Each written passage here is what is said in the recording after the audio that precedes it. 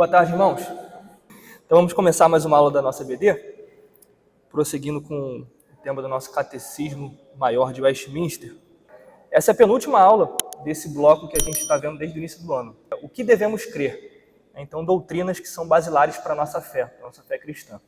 Então essa é a penúltima aula, essa aula e a que vem tratarão de escatologia para fechar esse grande bloco. Então, como eu disse, essa aula e a próxima a gente vai tratar de escatologia, a doutrina das últimas coisas, né? Morte, ressurreição, juízo final, vida eterna. E tratar de escatologia, irmãos, é tratar de algo natural.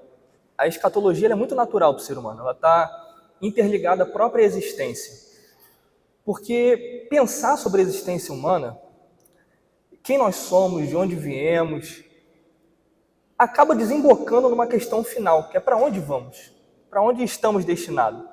Então a escatologia é algo natural do pensamento da existência humana. Na filosofia, por exemplo, do destino final do homem, ocupa um lugar de muita proeminência. Platão, desde sempre, ensinava a questão da imortalidade da alma. E isso vem sendo propagado, vem sendo acreditado até os dias de hoje. A filosofia idealista do século XIX, por outro lado, já começou a rejeitar um pouco a imortalidade da alma. Os estoicos acreditavam em ciclos sucessivos de mundo. Mas e nós, para o cristão, o que a gente acredita sobre escatologia, sobre o fim da vida do homem, sobre o destino final da humanidade? O que a Bíblia fala sobre isso? Então, a primeira pergunta que a gente vai tratar nessa aula é sobre morte. E falar sobre morte não é algo agradável, não é algo palatável, né? A gente não se empolga falando sobre morte, né? Quem aqui fica feliz? Nossa, hoje vamos falar sobre morte. Só que a gente tem que entender que, apesar do mundo ter uma concepção errada sobre morte, o mundo ter uma concepção pessimista sobre morte, nós, como cristãos, devemos ter a perspectiva correta. O que a Bíblia fala sobre morte? O que Cristo, em todo o seu ministério público, falou sobre morte? Então a gente precisa ter isso em mente. Temos que colocar essa ênfase, esse foco no lugar correto, que é o que diz a palavra de Deus. Então a primeira pergunta ela vai falar sobre isso. Pergunta 84. Falar sobre morte. Morrerão todos os homens? Na nossa sociedade de hoje, como eu falei, existe esse pessimismo, porque as pessoas elas não pensam sobre o dia de amanhã. Ninguém está preocupado com o dia de amanhã, a não ser com aspectos materiais. Hoje há uma ênfase muito grande sobre se preparar para o dia de amanhã materialmente. Investir financeiramente, ter uma boa poupança, aplicar dinheiros. Isso hoje na internet é muito difundido. Só que a preocupação espiritual, por outro lado, é negligenciada. As pessoas não se preocupam mais com o que acontecerá com elas no decorrer da sua vida, na morte e após a morte. Então a gente vê aqui a primeira pergunta: morrerão todos os homens? E a resposta: a morte sendo imposta como o estipêndio, e estipêndio, essa palavra difícil, significa salário. Tá? Então a morte sendo imposta como salário do pecado, está decretada a todos que uma vez morram, pois todos são pecadores. Então, irmãos, para entendermos melhor essa pergunta, temos de nos questionar qual a consequência última do pecado. O que o pecado, de maneira última, falando na existência humana, causa com o ser humano. Tem alguns textos bíblicos que nos guiam sobre esse entendimento. O primeiro deles é Romanos 6, 23, que diz assim: porque o salário do pecado é a morte, mas o dom gratuito de Deus é a vida eterna por Cristo Jesus nosso Senhor. Então a gente vê que o salário, ou seja, a paga, a consequência do pecado é o quê? É a morte. Então temos que entender que quando o ser humano peca, quando o pecado ele entra na humanidade, o que ele causa em toda a existência humana? Ele causa morte. Com a entrada do pecado na humanidade, concomitante entra a morte. A morte passa a ser uma realidade na vida humana. Mas o dom gratuito de Deus, por outro lado, é a vida eterna por Cristo Jesus, nosso Senhor. Também Romanos, capítulo 5, versículo 12, Paulo fala o seguinte: portanto, como por um homem entrou o pecado no mundo, quem é esse homem? Adão. E pelo pecado a morte, porque o salário do pecado é a morte, assim também a morte passou a todos os homens, por isso que todos pecaram. Então aqui uma relação de causa e consequência. Se com o pecado de Adão, o pecado primeiro, entrou a morte na humanidade, e todos os seres humanos pecaram, então todos os seres humanos, obviamente, morrem. Está decretada a morte em uma realidade onde o pecado original jaz no coração de cada homem. A partir desse momento em que entra o pecado na humanidade, e sendo nós todos descendentes de Adão, partindo da mesma árvore, do mesmo representante federal que é Adão, todos nós herdamos esse vírus que é o pecado. Porque o pecado, irmãos, não é algo momentâneo, o pecado não é geográfico. Na igreja eu não peco, mas lá fora eu peco. Não, o pecado é um vírus que está presente dentro de cada ser humano a partir do momento que ele nasce. É muito fácil a gente ter uma comprovação empírica da doutrina do pecado original quando a gente vê um bebezinho fazendo pirraça, uma criança bem pequenininha que não aprendeu nada, não tem nenhuma cosmovisão de mundo, mas já sabe o que é o pecado. O pecado já está entranhado nela. Porque todos nós nascemos já com essa inclinação para o mal, para o pecado. É isso que a doutrina chama de pecado original. A nossa existência, o nosso intelecto, as nossas vontades, a nossa volição, a nossa cognição, tudo está inclinado para o mal, é a depravação total. Então todos nós já nascemos com esse vírus que é o pecado. E por isso que todos nós já nascemos fadados à morte. Apesar de não ser o plano original de Deus, porque Deus ele não planejou o homem para a morte, Deus planejou o homem para a vida, para ter comunhão eterna com Deus. Mas o pecado ele maculou isso. Então o ser humano ele já nasce fadado ao pecado e como consequência à morte. É isso que é o pecado original e é por isso que todos nós morremos. Então fica fácil respondermos essa primeira pergunta, né? Todos morrerão? Sim, porque todos pecaram e o salário do pecado é a morte. Mas fica agora uma outra pergunta. Há exceção a essa regra? Sim ou não? Na verdade, há exceções sim. A gente vê, por exemplo, o caso de Elias e Enoque. Eles não morreram, eles foram transladados já para o estado de glória. A Bíblia fala também que aqueles que estiverem vivos na ocasião da parousia, na segunda vinda de Cristo, eles não morrerão, não experimentarão a morte, mas já serão transladados, ou seja, o seu corpo já será transformado para um estado de corpo glorificado, sem mácula, sem esses defeitos, sem a mancha do pecado. Então há exceções a essa regra, mas exceções pontuais, como nós vimos aqui. E qual é a natureza da morte física? O que será que significa a morte? A morte, irmãos, ela é o fim da existência física. Não o fim da existência, mas o fim da existência física, como nós conhecemos, através da separação do corpo e da alma. Porque o ser humano é isso, ele é uma alma corporificada. O ser humano não é alma apenas, e tem um corpo como se fosse uma prisão. Não, o ser humano é alma corporificada. Então a morte é o fim da existência física através dessa separação temporária e momentânea, como nós veremos a seguir, do corpo e da alma. Então, se nós sabemos agora a natureza, o que significa a morte, temos que pensar também o que não é a morte. A morte ela não é uma aniquilação, ou seja, uma extinção total da existência. Alguns pensam dessa maneira. Existem algumas doutrinas heréticas que entendem que a morte é uma aniquilação, uma extinção completa e absoluta da existência humana. Mas não é, como nós veremos. E fica também a pergunta, quantas vezes nós morremos? Hebreus fala que aos homens está destinado a morrer uma única vez. E esse texto ele dá base suficiente para a gente combater a doutrina da reencarnação. Doutrina essa que alguns entendem, até mesmo no meio cristão, que fala que quando o ser humano morre, a sua alma ela desencarna do corpo e posteriormente ela encarna novamente em outros corpos até que atinja a perfeição, o nível de perfeição do ser humano. É a doutrina da reencarnação. Só que em Hebreus fala que ao ser humano, aos homens, está ordenado morrer uma única vez.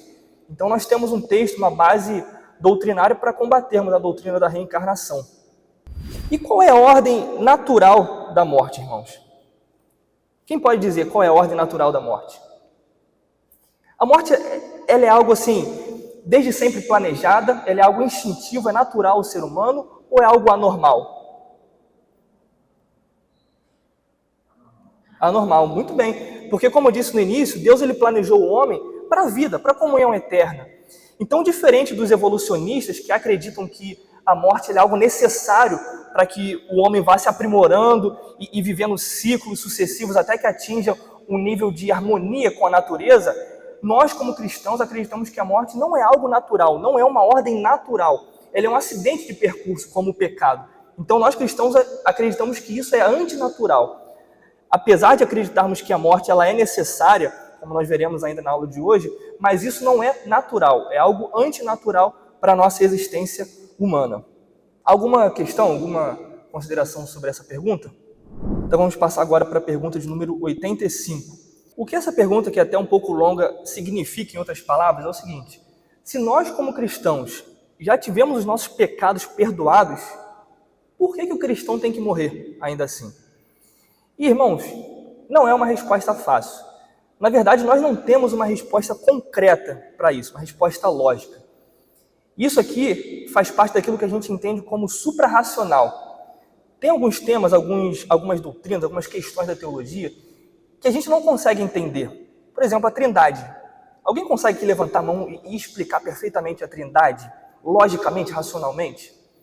É suprarracional, não é, percebam bem, irracional. Nós não conseguimos ter categorias suficientemente claras para entendermos aquilo, mas não deixa de ser racional. É suprarracional, está além da nossa compreensão, da razão humana.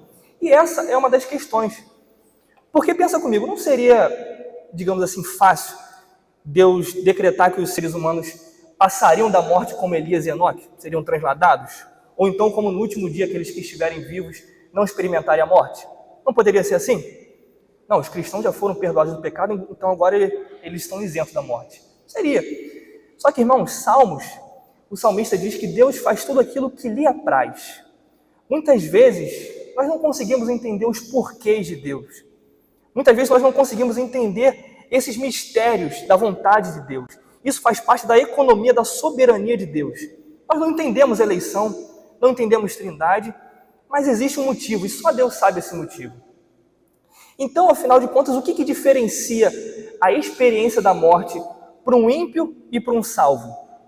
O que diferencia é o significado, irmãos. A morte ela tem um significado para aquele que foi justificado, para aquele que foi lavado e remido por Cristo Jesus, e para aquele que não tem sequer alguma esperança na ressurreição dos mortos. Porque para nós que somos cristãos, quando a gente enfrenta a morte, a gente já tem a plena certeza de que o aguilhão, a maldição da morte, foi levada, foi penalizada na pessoa de Cristo Jesus. Então, quando a gente enfrenta a morte, a gente não deve mais temer a maldição da morte, o aguilhão da morte, porque isso já foi levado na pessoa de Cristo Jesus. O ímpio, por outro lado, ele não tem essa esperança. Ele acha que vai haver uma aniquilação, ou então uma reencarnação, ele não consegue ter esperança no porvir. Então, para nós temos um significado muito maior, muito mais excelente no ato da morte do que os ímpios.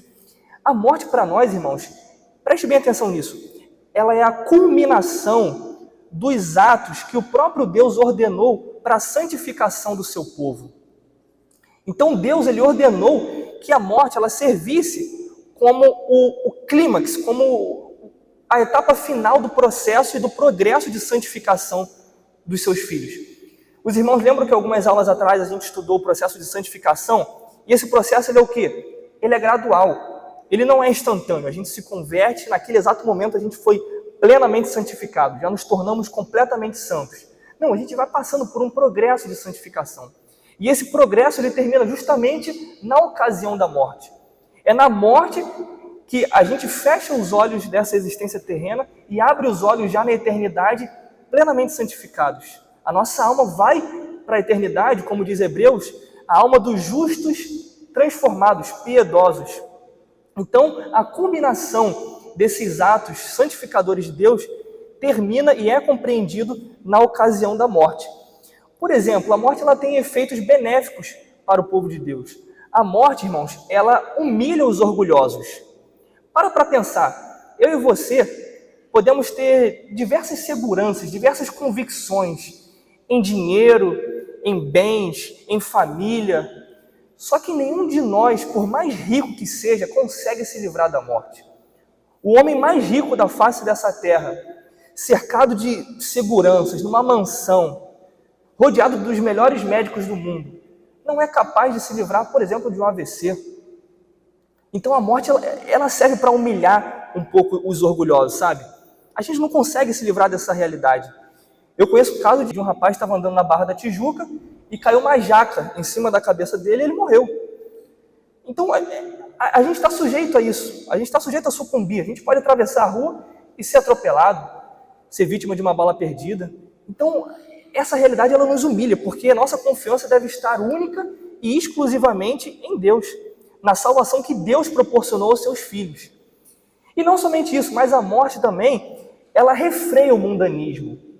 Ela serve para reduzir um pouco essa carnalidade, porque a gente para pensar que a gente vai enfrentar um julgamento.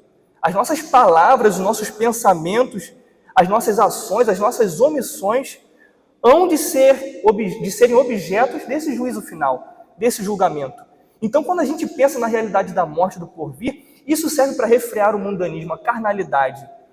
E isso serve também, irmãos, de consolo, de esperança, da gente pensar e fomentar na mentalidade espiritual. Porque a gente sabe, irmãos, que quando a gente encara a realidade da morte, a gente para pensar, poxa, a nossa existência terrena, ela é curta.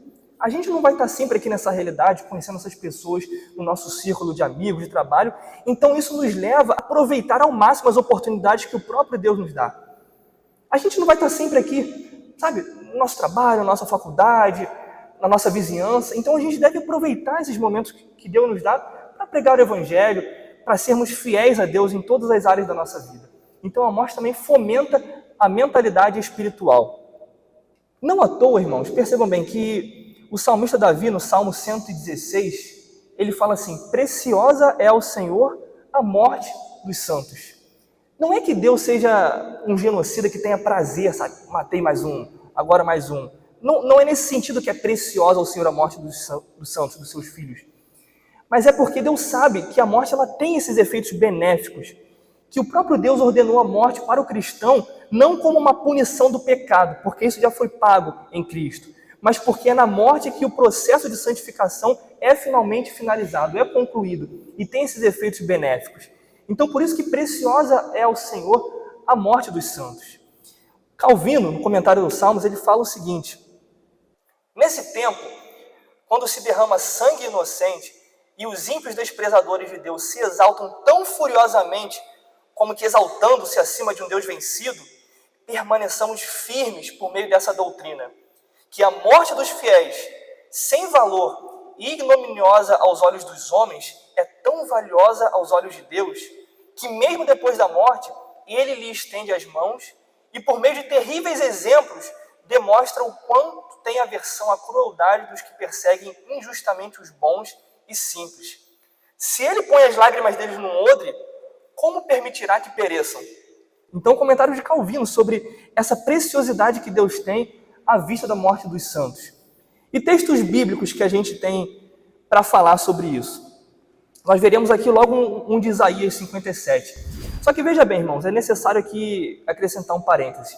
Essa realidade da morte não deve servir para a gente como algo maravilhoso, sabe? Poxa, a morte então é tão bela, é tão maravilhosa que eu vou sair por aí caçando a morte, vou atravessar assim, olhar a rua, vou sair no meio de um fogo cruzado. A gente não deve encarar a morte como o poeta Lord Byron, que entendia que a morte é um escapismo da realidade, uma fuga da realidade. Não, a gente deve entender a morte como ela realmente é. Para nós cristãos, o fim dessa existência terrena, onde nós fechamos os olhos e abrimos os olhos na eternidade, já no estado de bem-aventurança. Onde para nós a morte já não contém a punição do pecado e o aguilhão e a maldição da morte. Mas ela é o final dessa existência que nós conhecemos e o início da existência eterna. Então, textos bíblicos que falam para nós e nos demonstram que a morte não deve ser encarada como algo pavoroso. Olha o que Apocalipse diz: para que descansem dos seus trabalhos e as suas obras que os seguem. Então, irmãos, devemos ter o nosso coração no lugar certo e entendermos essa realidade da morte de um jeito bíblico. Agora, pergunta de número 86. Ela fala de algo que a gente conhece na teologia como o estado intermediário. Ou seja, o que acontece com o corpo e a alma depois da morte e até a segunda vinda de Cristo Jesus. E a resposta é: depende. Depende porque só existem dois e somente dois caminhos. Porque só existem dois tipos de pessoas. Só existem duas classes de pessoas, irmãos. Pode existir uma variedade de segmentos, de classe social, de condições financeiras. Existe todo tipo de pessoa. Mas, no final, só existem duas classes. que é o salvo e o ímpio. Aquele que teve fé e foi salvo pela graça mediante essa fé, e aquele que durante a sua vida desprezou a mensagem da cruz, desprezou o evangelho. E para cada tipo de pessoa só existem dois destinos eternos: céu ou inferno. Não existe um caminho do meio, não existe um terceiro lugar. Só existe céu ou inferno. Então, quando o salvo, quando aquele que teve fé na mensagem da cruz, no evangelho, e morreu crente em Cristo Jesus, ele morre, o seu corpo ele é depositado em um cemitério, em algum lugar sepulcral, ele descansa ali nesse leito, e a sua alma imediatamente sobe, é recolhida por Deus, e já daquele momento em diante goza da bem-aventurança, do estado de glória perpétua. Então é isso que acontece com aquele que morreu salvo em Cristo Jesus. Por outro lado, aquele que morreu e que não teve fé, que não se converteu, daquele momento em diante, o corpo dele perece e a sua alma já é recebida no inferno, onde desde aquele momento em diante ele passa a experimentar aquilo que a Bíblia descreve como choro e ranger de dentes. A agonia eterna. A ira de Deus sendo despejada sobre aquela alma perpetuamente. Então só existem esses dois caminhos. O homem, quando morre, ou ele vai para o céu, ou ele vai para o inferno. Acontece que os corpos, no dia da segunda vinda de Cristo, eles ressuscitarão. Então a alma que estava já com Deus ou no inferno, ela novamente se encontrará com o seu corpo, agora já glorificado, para aqueles que foram salvos, e o homem, então, ele estará pleno novamente, ele estará em estado de integridade novamente. O seu corpo e a sua alma se encontrarão uma vez mais, para assim absolutamente gozarem da vida eterna. Então esse é o estado intermediário, não existe um terceiro local, não existe outro local senão esse, ou céu ou inferno. E fica a seguinte pergunta: a nossa alma, ela fica no estado consciente ou inconsciente? A nossa alma permanecerá no estado de consciência. A gente vai entender o que está acontecendo ali. Existem, irmãos, algumas doutrinas que são heréticas, algumas doutrinas que fogem dessa nossa realidade, daquilo que a Bíblia fala, e que perverte um pouco essa doutrina. Pelo menos três. A primeira é a doutrina do purgatório, defendida e capitaneada pela Igreja de Roma, que acredita que aqueles fiéis, os crentes, que morrem num estado de perfeição, eles são recebidos por Deus nos céus. Mas aqueles que não atingem esse estado de perfeição, que é praticamente a maioria dos fiéis, eles precisam passar no estado de purificação, até que atinjam essa perfeição. E esse estado de purificação, ele é conquistado num lugar chamado purgatório. Então a pessoa morre, e se ela não estiver nesse estado de perfeição, ela tem que passar por um processo de purificação no purgatório, onde ela passará por alguns processos de purificação. Esse processo do purgatório, ele pode ser amenizado, ele pode ser reduzido, segundo a Igreja Católica, a depender da oração dos fiéis, das boas obras praticadas e do sacrifício feito na missa.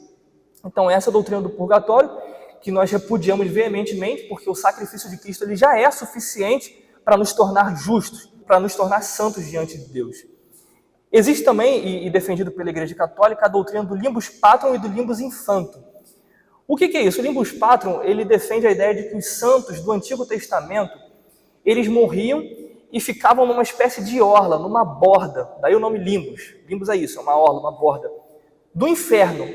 Ou seja, não é um inferno de chamas ardentes como a Igreja Católica conhece, mas é uma espécie de lugar à parte do inferno, onde eles ficam ali aguardando a vinda de Cristo Jesus para que os resgate dali e os leve para o céu. É por isso que os católicos entendem aquele trecho do Credo Apostólico que Jesus desceu ao Hades como isso. Ele vai resgatar os santos que morreram na dispensação do Antigo Testamento e os levar para o céu. Já o limbus infantum, por outro lado, era o seguinte: os católicos tinham uma concepção de pena das crianças que morriam sem se batizar. Porque para a doutrina católica, as crianças que morrem sem o batismo não são salvas. Então era muito repugnante para a doutrina católica acreditar que as crianças não batizadas seriam jogadas no inferno. Então eles criaram esse escape, falando, não, as crianças elas vão para uma espécie de orla, para uma espécie de borda do inferno, mas onde as chamas terríveis não chegam, não alcançam. Então essa é a doutrina do limbus infantum e do limbus patrum. E por último, temos a doutrina do sono da alma, ou psicopaniquia. muito defendida pelos adventistas, que acreditam que aquelas pessoas que morrem, a alma delas entra num estágio de repouso inconsciente, que praticamente significa um estado de não existência, até a ressurreição de Cristo. Então eles entendem que quando o ser humano morre, sua alma fica inconsciente, não lembra de mais nada, não vive, não tem mais percepção da realidade, até o momento do retorno de Cristo Jesus. O que também pela Bíblia nós vemos inúmeros casos que contraria isso, por exemplo, a parábola do rico e do Lázaro. Então, irmãos, essas são as doutrinas heréticas que nós repudiamos veementemente com base em tudo aquilo que a Bíblia fala sobre escatologia. E agora, pensa no seguinte, eu falei que a alma, ela sobe já nos braços de Deus, ela já é recolhida no estado de bem-aventurança, no estado de gozo perpétuo, e aqueles que não foram salvos já são depositados no inferno. Só que o nosso corpo, ele não é abandonado, ele não é esquecido por Deus. Os nossos corpos, em que pese estarem no estado de decomposição, eles continuam, eles permanecem unidos a Cristo.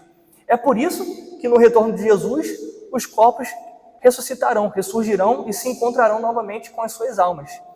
Então, isso tem uma implicação prática, principalmente numa mentalidade dualista que temos hoje, oriunda da filosofia grega, que entendia que o corpo ele é uma prisão, o corpo ele é inerentemente mau e a alma é inerentemente boa. Então, tudo aquilo que é pertinente da alma é bom e tudo aquilo que é pertinente do corpo é ruim. Isso veio da filosofia grega e, às vezes, permanece no meio cristão. Existe uma frase muito conhecida no evangelicalismo brasileiro que é: nossa, a alma se rendeu aos pés de Jesus. 13 almas foram à frente e aceitaram Jesus. Percebe? Não é a alma, é a pessoa. Nós somos alma corporificada. Então, muitas vezes nós temos essa ideia errada de que tudo aquilo que pertine ao corpo é ruim. Só que os corpos, após a morte, eles permanecerão unidos a Cristo. E isso nos faz pensar, irmãos, que devemos ter uma atenção ao nosso corpo físico. Devemos praticar atividades físicas, não cair no sedentarismo. Devemos ter uma boa alimentação, cuidar do templo do Espírito Santo, porque o nosso corpo é importante para Deus, não somente a nossa alma. Então, para finalizarmos, eu quero ler um trecho do livro do C.S. Lewis chamado O Grande Divórcio, que ele diz assim: se insistirmos em manter o inferno, ou mesmo a terra, não veremos o céu. Se aceitarmos o céu, não seremos capazes de reter nem mesmo as menores e mais íntimas lembranças do inferno. Irmãos, esse livro do C.S. Lewis é fantástico. Eu endosso aqui, quem quiser ler. Qualquer livro do C.S. Lewis você pode escolher de olhos fechados, que é bom. Mas particularmente O Grande Divórcio é fantástico. Lewis trata aqui de uma alegoria, de uma viagem que algumas pessoas fazem no ônibus do inferno até o céu. Então essas pessoas nessa viagem saíam do inferno e iam para o céu. Só que essas pessoas carregavam dentro de si manias, defeitos, vícios dessa terra que o Lewis iguala aqui ao inferno. E quando elas chegam no céu, elas se deparam com outra realidade, com outro tipo de pessoa, com outro tipo de comportamento. Aquilo causava uma certa repulsa. Aquilo causava um certo estranhamento para aquela pessoa. Ela veio diretamente do inferno e foi ao céu. E apesar do céu conter todo tipo de coisas boas, um paraíso, aquela pessoa ainda tinha uma mentalidade terrena. Aquela pessoa ainda guardava dentro de si alguns resquícios do inferno. Então Lewis fala que todas aquelas pessoas que chegaram no céu, elas não quiseram ficar no céu. Elas foram novamente para o ônibus e quiseram retornar de onde vieram. Então é nesse contexto que Lewis fala o seguinte: se a gente insistir em manter o inferno, ou mesmo a terra, a gente não vai ver o céu. Por outro lado, se a gente aceita o céu, a gente não vai ser capaz de reter nem mesmo as menores e mais íntimas lembranças do inferno. Então, irmãos, assim como Lewis falou em todo esse livro, que a gente possa viver a nossa vida terrena, não apegado às coisas desse mundo, aquilo que é infernal, a valores materiais e contrários à nossa fé, mas que toda a nossa existência, o nosso corpo, a nossa alma, nossos valores, a nossa cosmovisão, esteja tudo voltado, direcionado para o céu, para que quando a gente chegar nessa viagem de ônibus, a gente não chegue no céu e fala: puxa, aqui não está muito legal, sabe? Eu ainda estou com aquele pensamento, ainda estou com aquele defeito, ainda estou com aquele vício. Então que possamos viver realmente uma vida voltada completamente para Deus e para os valores do reino. Vamos orar.